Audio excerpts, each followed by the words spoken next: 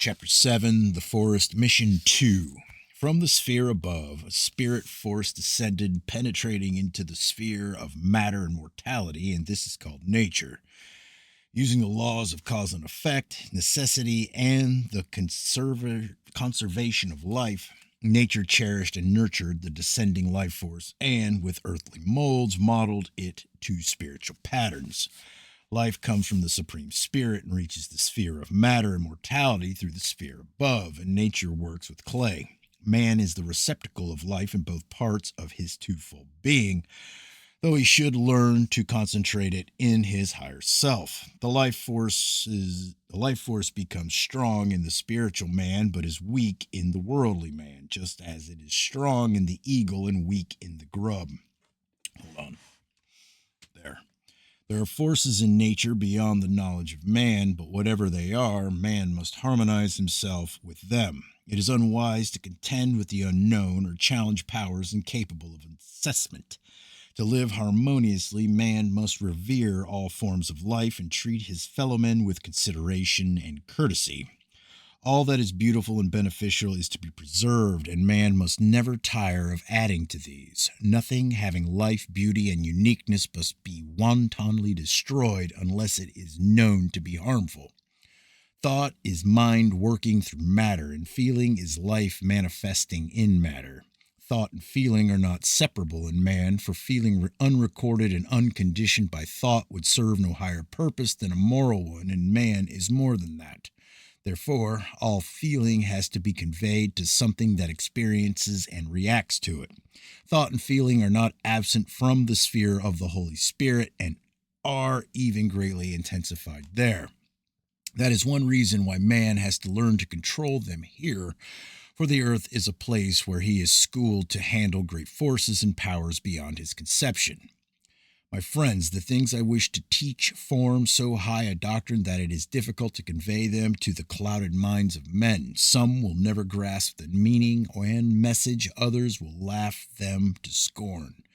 Those who try to help man along the steep upward road and who extend the hand of friendship are more often mocked than heeded. Man prefers to sleep on the soft bed of agnosia rather than be awakened to harsh reality. Those who disturb complacent slumbers are usually reviled. To think is to understand and believe, but to be unthinking and unbelieving is less disturbing and follows the wide way of ease and apathy. Almost men seek spirituality is to be left alone undisturbed. Most things unspoken here in the hermitage are not for the uninitiated and must not be recorded, for an infant cannot be entrusted with the firebrand. Initiation is the meaningful rite, the purpose of which is to awaken the sleeper and open his spiritual eyes. Little purpose is served by talking to a sleeping man, still less to a deaf man, and even less to one who has no desire to hear. So it is that men walk as though in a fog and see things hazily or with distortion. You, my friends, must go out among them and take their hands and be their guides. If they will not follow, they alone suffer, for if you do your best, you can do no more. Dealing with mind. This comes from the Supreme Spirit by way of the Holy Spirit and is to the Supreme Spirit like sunlight is to the sun. It is often likened to light, though previously explained to men in this manner, their sons in their delusion began to worship the sun, for man has always misunderstood the teachings and sought to bring them down from a high to a lower level. Those who seek the truth about their nature are men becoming more than men. They tread the road of godhood. Those who close their minds to truth are actually closing the doors of the cage in which they remain as little more than animals. The apathetic man becomes deluded under the influence of his own ideas and imagination. He readily accepts teachings requiring no thought or effort. If ever a teacher comes along who says, "Surrender your will and reason to me, and I will assure you of life everlasting," he will be unable to count his followers. Knowing the truth, you now realize the futility and foolishness of repeating thoughtlessly the feeble formula. I am helpless, miserable wrongdoer, bound by the misdeeds of my fathers. I am one naturally inclined towards evil and cannot save myself. Save me, have mercy, and forgive me, meek and miserable as I am. Those, my friends, are actual words spoken, and doubtless you will let them speak for themselves. Such an outlook is not only degrading, but it condemns man to disinheritance. It blinds him to his true nature, and binding him with knots of ignorance, hands him captive to enslavement and matter. Without doubt, it is difficult to understand the Supreme Spirit and his great plan, and all too easy to sneer and dismiss the disturbing thoughts and shun the effort. It is only after long and careful consideration has been given to the matter that a man comes to believe in spiritual things and his own immortality, and that is only the first step. Time has established that disbelief and lack of faith spring either from an inability to think deeply or from apathy. In either case, the mind falls prey to agnosia and, being weakened by ignorance and prejudice, slides wearily down the precipice into hasty and false conclusions. True spiritual enlightenment cannot be found through the written words of man alone or through reason and logic, but those are important signposts along the way. They point in the right direction, and the good books are reliable guides along the road, but there comes a point where to find a spiritual enlightenment, sorry, there's a fly, man has to commit, got his ass, good. But there has to come a point where to find spiritual enlightenment, man has to commit himself to a spiritual vehicle and be conveyed beyond the bounds of matter. The ability of any man to attain spirituality and know the truth is limited only by his steadfastness in the search and fortitude in the struggle.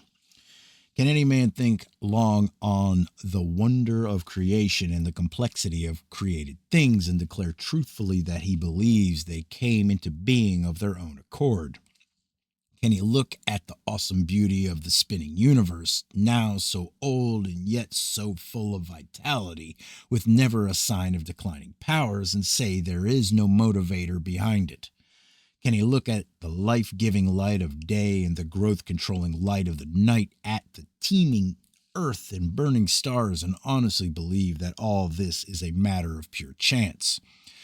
Could all this vast and splendidly run universe have created itself? It could, if a tapestry can weave itself or a statue chisel itself out from the rock. Everything throughout the whole of creation conforms to certain basic laws, and where there are laws, there must be a lawmaker. There is only one set of unchangeable laws, and so there can be only one lawmaker. Were it otherwise, there would have been a clash of laws with resultant chaos and confusion instead of order and stability. Men have often asked me concerning evil and sought to lay traps with their questions. Evil is a kind of mildew, corrosion, or rust which forms on the pure creative impulses of good when they penetrate the lower sphere of matter and mortality. These impulses can be purified from the adulterating evil through change and regeneration. Everything descending from the higher sphere finds itself contrasted or reflected here, for this is the quality of matter. This contrast or reflection may be so different as to appear to manifest as evil. Everything on earth is evolving either upwards or downwards, becoming more like the pure pattern which left the divine designer, or more grossly material and earthly. Evil does not come from above and results only from the existence in an elementary sphere of change and decay. Here on earth, change is fundamental and, like everything else, can be made to serve a good or bad end. When a thing becomes too good, it is removed by change, and anything which becomes too bad is likewise removed. The unbounded wisdom of the Creator is beyond criticism, and only the ignorant and apathetic would criticize anyway. Unless there is a direction and control, everything tends naturally towards chaos and confusion. Undirected change can lead to nothing except disorder. Therefore, wherever there is orderly movement, there must be direction, and where there is direction, there must be a director. No sensible person who thinks deeply enough could possibly conclude that the great universe and the whole of creation are undirected. Who then could the creator and director be but the Supreme Spirit?